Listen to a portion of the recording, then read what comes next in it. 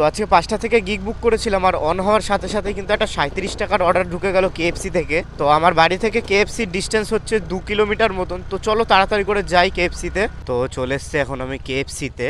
তো দেখি order ready আছে কি না। 8914। 5 মিনিট লাগবে।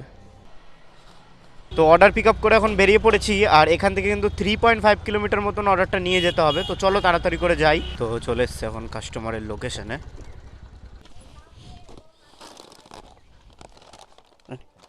তো চলো অর্ডার ডান, আর এটার দিল হচ্ছে 37 টাকা।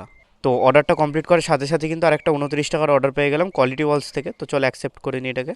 তো দোকানটা কিন্তু একদম সামনেই রয়েছে, 500 মিটারের মধ্যে। তো চলো যাই তাড়াতাড়ি করে। তো চলে এসছে এখন আমি সেই দোকানের সামনে। একদম অর্ডার রয়েছে 1323। তো অর্ডার পিক আপ করে বেরিয়ে পড়েছি, আর এখান থেকে কিন্তু 2.8 কিলোমিটার নিয়ে যেতে হবে। তো চলো তাড়াতাড়ি করে যাই অর্ডারটাকে নিয়ে। তো চলে এসছে এখন আমি কাস্টমারের লোকেশনে।